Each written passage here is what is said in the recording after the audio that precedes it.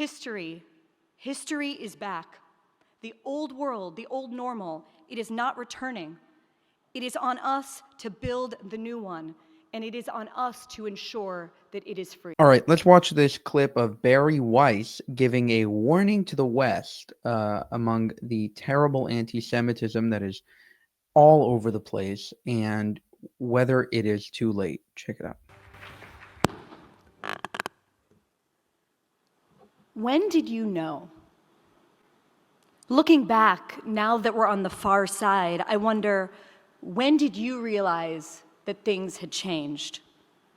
When did you know that the things we had taken for granted were suddenly out of reach? That the norms that felt as certain as gravity had disappeared? That the institutions that had launched our grandparents in this country had turned hostile to our children? When did you notice that what had once been steady was now shaky ground? Did you look down to see if your own knees were the ones that were trembling? When did you realize that we were not immune from history, but living directly inside of it? When did you see that our world was actually the world of yesterday, and that a new one with far fewer certainties, one where everything is up for grabs, was already coming into being? Maybe it was September 11th, 2001, when Islamist terrorists murdered 3,000 Americans.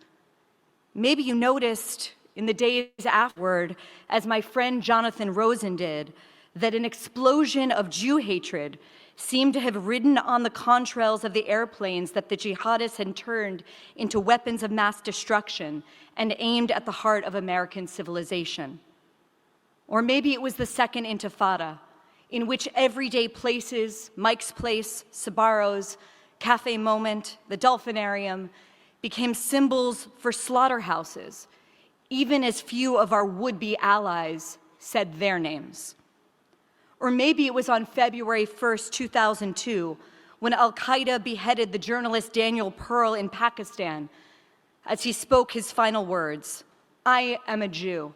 My mother is a Jew." Or maybe it wasn't until the Shabbat morning of October 27th, 2018, when a neo-Nazi gunned down 11 Jews at Tree of Life in Pittsburgh while shouting, "All Jews must die."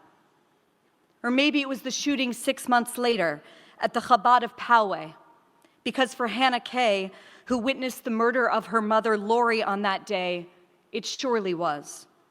Or maybe it was January of 2022, when a gunman held the congregants of Congregation Beth Israel in Colleyville, Texas, hostage. Or maybe it was before. Maybe it was the bombing of the Amia Center in Buenos Aires, the terror attack at the Chabad of Mumbai, the school shooting in Toulouse, or the murder of Sarah Halimi, an older woman who was thrown out of her apartment window in Paris. Maybe you don't remember, but French prosecutors decided to drop the murder charges against her killer, who had shouted Allahu Akbar, because those prosecutors said that he had been smoking weed. Maybe it was the rise of Jeremy Corbyn in England, or white supremacists marching through Charlottesville with their tiki torches. Maybe it was the anti-Semites at the helm of the Women's March, or maybe it was the social consequences you suffered when you dared to notice them. Maybe, as it was for so many, it was the morning of October 7th, when Hamas terrorists came across the border into southern Israel on foot and on motorbike and by truck and by car and by paraglider to murder and maim anyone they could find. Maybe it was the fact that they had come armed with maps that had been drawn by Palestinians with Israeli work permits, who told them which home had children in it, who told them who owned a dog. But maybe even that wasn't enough. That was still over there. It wasn't here. Maybe it took until October 8th, when in Times Square, while terrorists were still roaming in Israel, people were cheering, exhilarated, jubilated at the news of Jewish death. Or perhaps it was the moral inversion in the days that followed.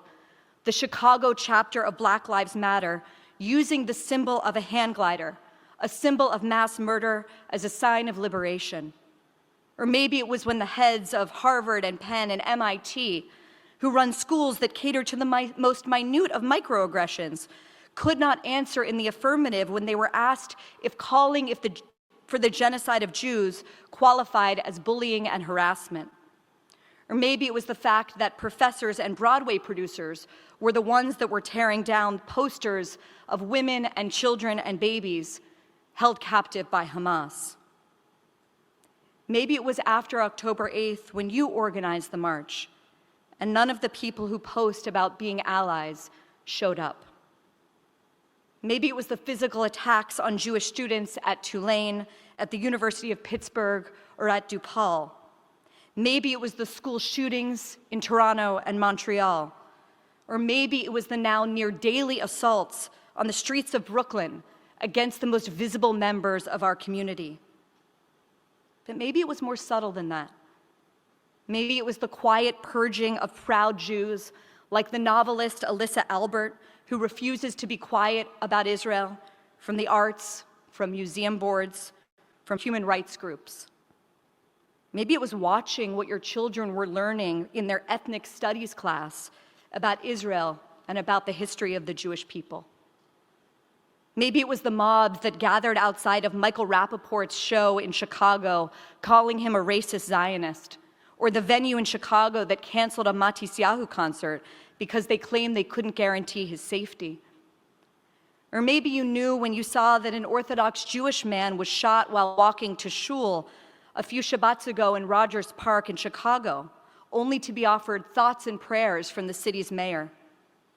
Or maybe it took the events of this past week, when Jews were hunted in the streets of Amsterdam, a pogrom in 21st century Europe.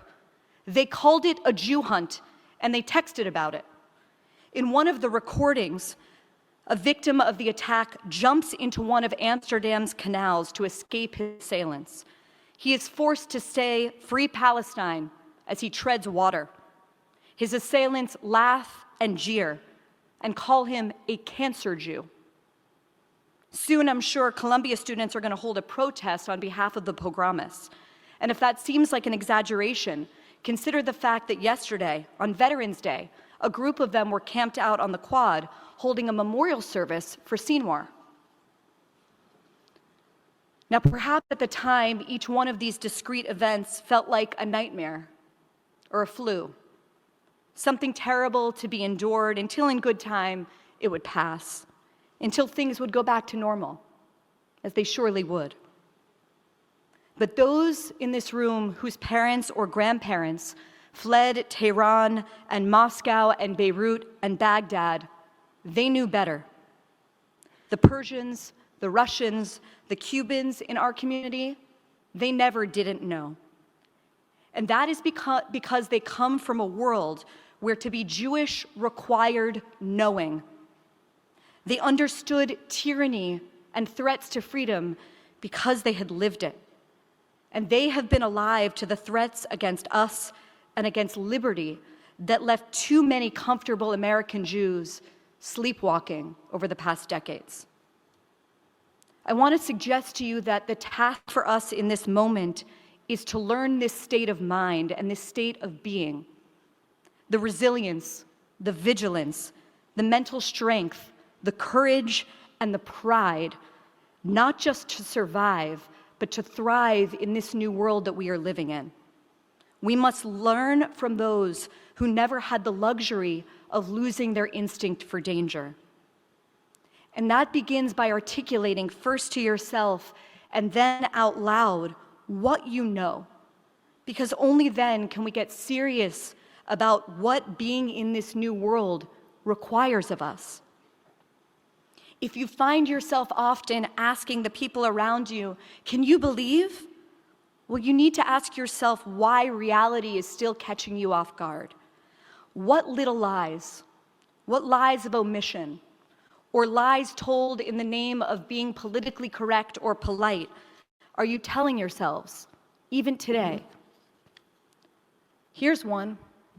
We told ourselves that multiculturalism and unfettered immigration were good because we had benefited from both, because they had made our own lives possible. But we need to get serious about their limitations, because what we're seeing right now in Europe is that people from profoundly anti-Semitic countries do not check their belief systems at the border of the Western world. Do you want to see what happens when people are too scared, too cowed to discuss that problem plainly? When they are too worried to say plainly that some cultures are more tolerant and inclusive than others? Look at what is happening to the Jewish community in Amsterdam. Look at what is happening to the Jewish community in London. And if you think what just happened in the Netherlands can never happen here, I urge you to take a very, very hard look at our history.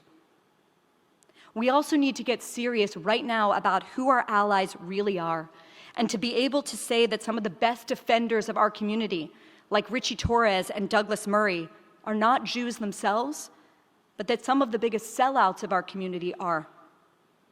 We need to level with ourselves.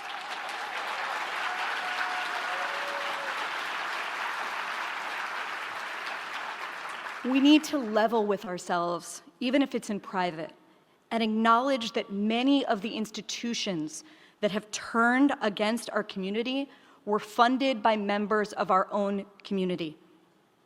Walk through a museum whose staff would never hire a Zionist curator and look at the names above the galleries. Walk in a university right now and look at the names on the buildings. Look at what's being taught there. How did this happen? We need to ask that as we build new institutions to make sure that we prevent that from ever happening again.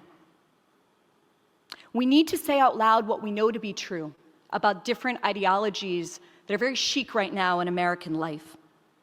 One of them is this: a worldview that measures fairness by equality of outcome rather than equality of opportunity. A worldview that says that merit and excellence are suspicious is a worldview that is fundamentally hostile to us and to every single value that we stand for. We need to be able to say that the politics of the mob, from whatever side of the aisle, will always be dangerous for us, and that those who insist right now that the voice of the people or the voice of God are wrong. We need to talk about a legacy press that our community still reads religiously, but which lies about the things that we know to be true.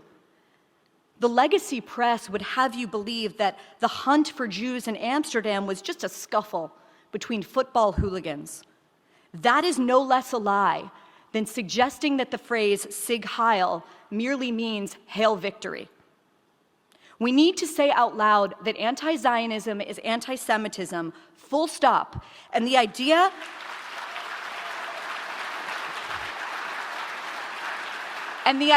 that we need to indulge in panel discussions to debate that inside the Jewish community is perverse.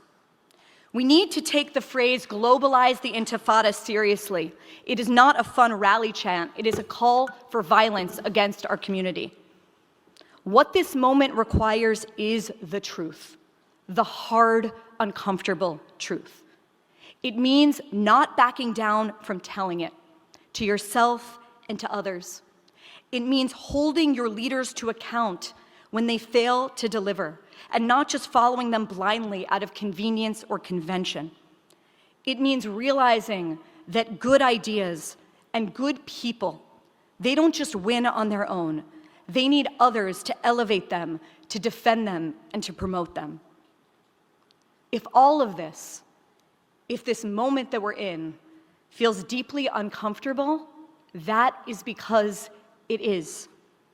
As my friend Alana Newhouse says, if it feels like the end, that's because all beginnings do. If it feels like the end, that's what beginnings feel like. And all new beginnings feel uncomfortable. But we have choice in this end and in this beginning. We have agency, we have power, and we have the blessing to live in America.